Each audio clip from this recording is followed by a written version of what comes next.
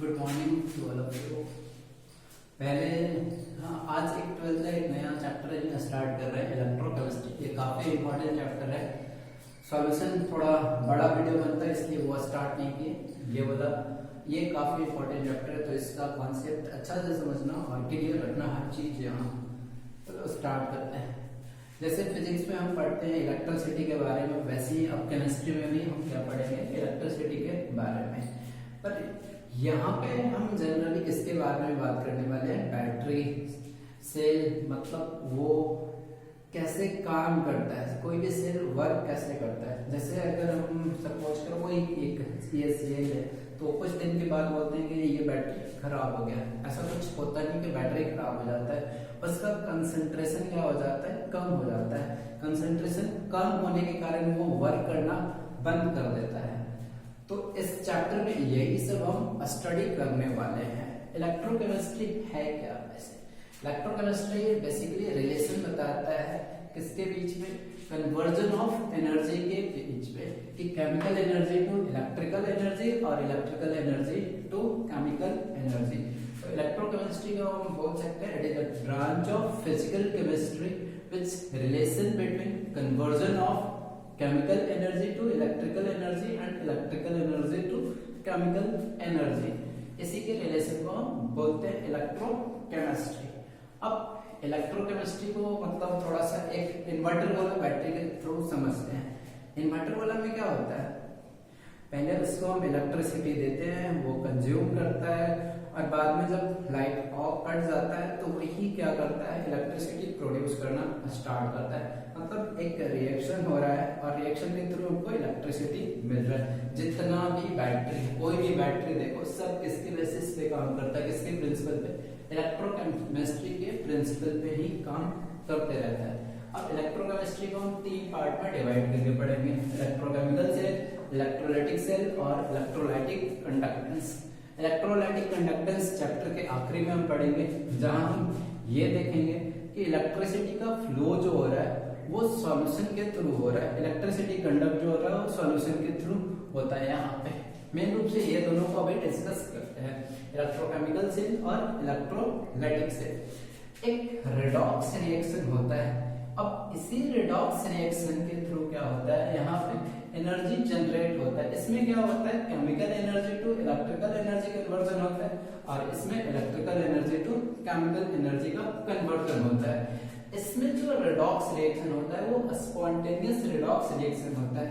एक बैटरी देखो जो लिपो का आता है या एवरेडी का कोई भी, क्या वहां पे हम कोई रिएक्शन करवाने जाते हैं या वो खुद पे खुद रिएक्शन होते रहता है, वो रिएक्शन खुद पे खुद होता है। वैसा रिएक्शन जिसको हम कुछ नहीं कर रहे, वो अपने आप हो रहा है, वो उस टाइप के रिएक्शन को हम बोलते हैं स्पॉन्टेनियस रेडॉक्स रिएक्शन। मतलब वहां पे जो रिएक्शन हो रहा है वो स्पॉन्टेनियस रेडॉक्स रिएक्शन हो रहा है। अब स्पॉन्टेनियस होगा, सब कुछ अपने आप होगा, तो उसके लिए डेल्टा जी का वैल्यू क्या होगा, वो लेस देन जीरो, मतलब गिव्स फ्री एनर्जी वो लेस देन जीरो। यहाँ पे हमको कुछ करना नहीं पड़ा है। यहाँ पे क्या होता है, chemical energy to electrical energy, वो बैटरी क्या होता है, केमिकल टू इलेक्ट्रिकल कन्वर्ट करते रहता है। अब इस वाले पार्ट में देखते हैं, इसमें क्या होता है, नॉन स्पॉन्टेनियस रेडॉक्स रिएक्शन। अगर नॉन स्पॉन्टेनियस होगा मतलब हमको कोई एक्सटर्नल सोर्स अप्लाई करना होगा, वहां पे खुद रिएक्शन नहीं हो रहा है, हम वहां एक्सटर्नल सोर्स अप्लाई करके रिएक्शन करवा रहे हैं। और अगर नॉन स्पॉन्टेनियस होगा तो डेल्टा जी फिर क्या हो जाएगा, ग्रेटर देन जीरो। तो इसके लिए लेस देन जीरो और इसके लिए ग्रेटर देन जीरो होता है। अब यहाँ कन्वर्जन इलेक्ट्रिकल तो कहाँ होता है, केमिकल में होता है। देखो जैसे इन्वर्टर में क्या होता है, इन्वर्टर में हम पहले इलेक्ट्रिसिटी देते हैं, वहां पे कोई रिएक्शन खुद पे खुद नहीं हो रहा है, हम एक्सटर्नल सोर्स है। तो एक्सटर्नल सोर्स क्या है, इलेक्ट्रिसिटी। वहां पे इलेक्ट्रिसिटी सप्लाई करते हैं एक्सटर्नल सोर्स के फॉर्म में, तो जाके वहां पे वो रिएक्शन होते रहता है। तो इस टाइप की हम क्या बोल सकते हैं, नॉन स्पॉन्टेनियस, और इसके लिए डेल्टा जी का वैल्यू क्या होगा, ग्रेटर देन जीरो। तो आई होप कि क्लियर होगा कि स्पॉन्टेनियस और नॉन स्पॉन्टेनियस में क्या होगा, जो खुद पे खुद वो स्पॉन्टेनियस, जो एक्सटर्नल सोर्स अप्लाई करके वो नॉन स्पॉन्टेनियस, और ये लेस देन जीरो और greater than zero. Chemical energy to electrical और यहाँ इलेक्ट्रिकल टू केमिकल एनर्जी। एक रिएक्शन देखते हैं, जिंक सॉलिड फॉर्म में, कॉपर सल्फेट एक्वस, यहाँ एक्वस और यहाँ सॉलिड। जिंक और कॉपर में पता है कि जिंक क्या है, मोर रिएक्टिव, तो कॉपर को यहाँ से डिस्प्लेस करेगा तो बनेगा क्या, Zn4 और CO बाहर जाएगा। अब यहाँ पे देखते हैं जिंक फ्री स्टेट में, और फ्री स्टेट में सबको पता है चार्ज कितना होता है, 0, इसके ऊपर चार्ज 0 है। अब यहाँ जिंक यहाँ से यहाँ गया है तो यहाँ पे जिंक के ऊपर चार्ज देते हैं, तो यहाँ जिंक का फाइंड करना है, जिसका फाइंड करना होता है उसको x, तो x, और सल्फेट का कितना होगा -2, तो -2 लिखे, इसके ऊपर कोई चार्ज नहीं है तो इक्वल टू में 0, तो -2 उधर जाके कितना हो जाएगा +2, मतलब इस जिंक के ऊपर कितना का चार्ज है +2, 0 और 0 से कहाँ गया +2, मतलब ये नंबर बढ़ रहा है, और नंबर अगर बढ़ता है तो क्या बोलते हैं उसको, ऑक्सीडेशन, मतलब जिंक का यहाँ पे क्या हो रहा है, ऑक्सीडेशन हो रहा है।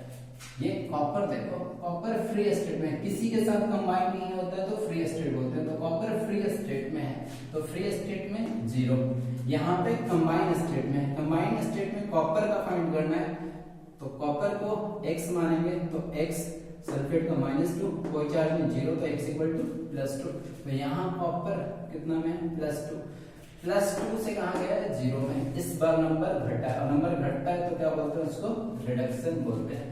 तो एक ही रिएक्शन ऑक्सीडेशन भी हो गया और रिडक्शन भी हो गया, तो इसी को हम क्या बोलते हैं, रेडॉक्स रिएक्शन। इसी को याद रखे रहना, यहाँ पे इसी से हमको थोड़ा काम है।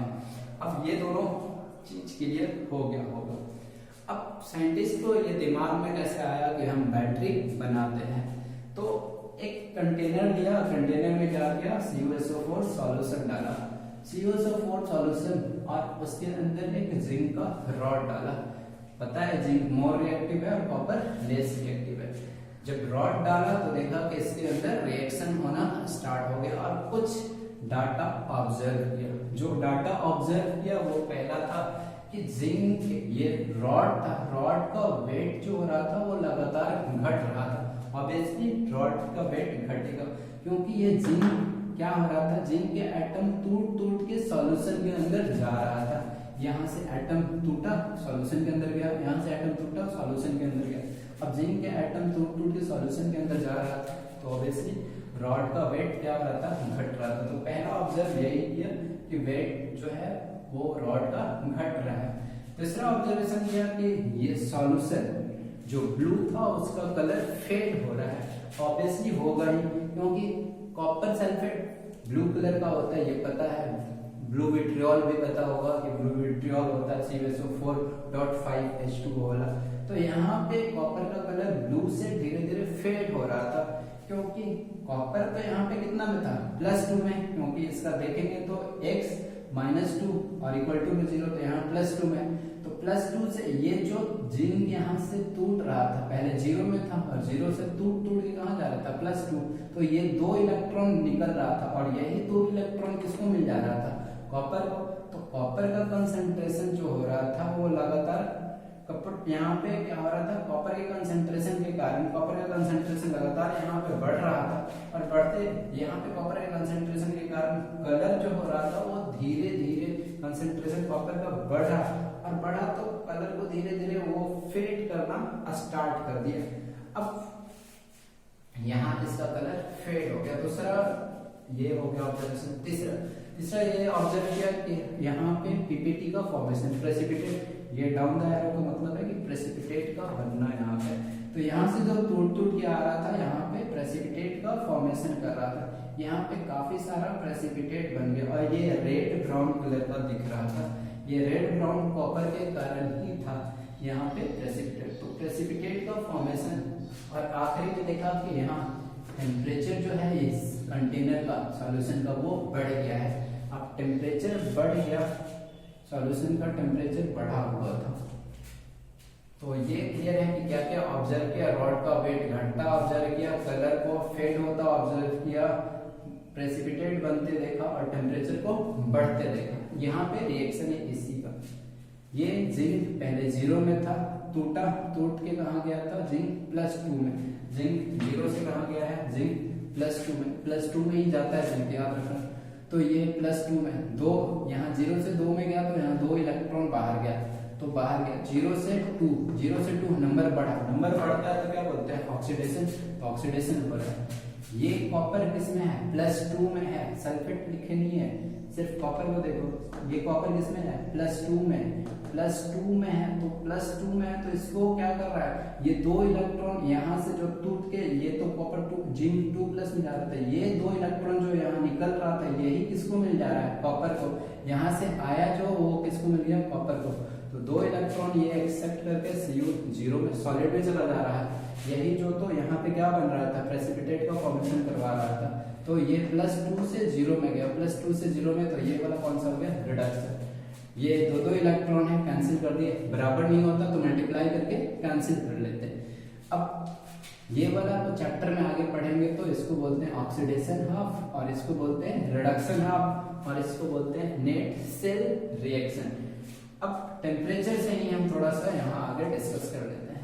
ये ऑब्जर्व किया था कि टेम्परेचर बढ़ रहा है, अब टेम्परेचर बढ़ रहा है तो इसी टेम्परेचर को वो चाहता था कि यूजफुल वर्क में कन्वर्ट करे, यूजफुल वर्क में टेम्परेचर को कन्वर्ट करने के लिए वो काफी कोशिश कर रहा था, तो उसी में ये कुछ दिमाग लग रहा है इस टाइप से।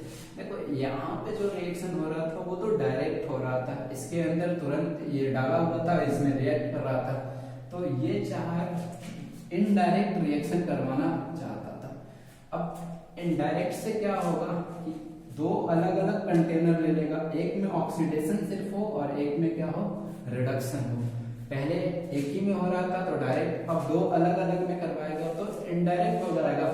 इनडायरेक्ट होने का मतलब था कि यहाँ ऑक्सीडेशन होता तो यहाँ से 2 जो भी इलेक्ट्रॉन निकलता वो कहाँ जाता, रिडक्शन वाले, देखो ऑक्सीडेशन से इलेक्ट्रॉन निकला और किसके अंदर चला गया था, रिडक्शन वाले में, तो यहाँ से इलेक्ट्रॉन निकलता और यहाँ जाता, तो यही इलेक्ट्रॉन जब यहाँ से यहाँ जाएगा तो इसी को वो चाहता था कि इससे किससे कनेक्ट कर दे, वायर से कनेक्ट कर दे। अब अगर वायर से कनेक्ट कर दिया तो इस वायर के थ्रू किसका ट्रांसफर हो जाएगा, इलेक्ट्रॉन का ट्रांसफर हो जाएगा, और अगर इलेक्ट्रॉन को ट्रांसफर हो गया तब इलेक्ट्रिसिटी का जनरेशन हो जाएगा, क्योंकि हमको पता है कि इलेक्ट्रॉन के फ्लो के कारण ही इलेक्ट्रिसिटी का फ्लो होता है, जिस डायरेक्शन में इलेक्ट्रॉन का फ्लो होता है उसके अपोजिट डायरेक्शन में करंट का फ्लो हो जाता है। तो अगर ये इनडायरेक्ट प्रोसेस करता तो ये फॉर्म कर लेता बैटरी। तो यही कॉन्सेप्ट को यूज करते हुए आगे चलकर एक सेल बना जिसको बोलते हैं इलेक्ट्रोकेमिकल सेल, और इसी का दूसरा नाम है गैल्वेनिक सेल।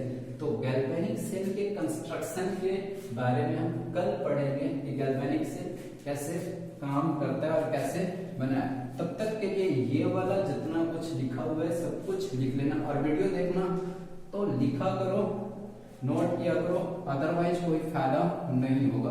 यहाँ तक अगर कोई कंफ्यूजन हो तो बता देना, वापस हम डिस्कस कर लेंगे।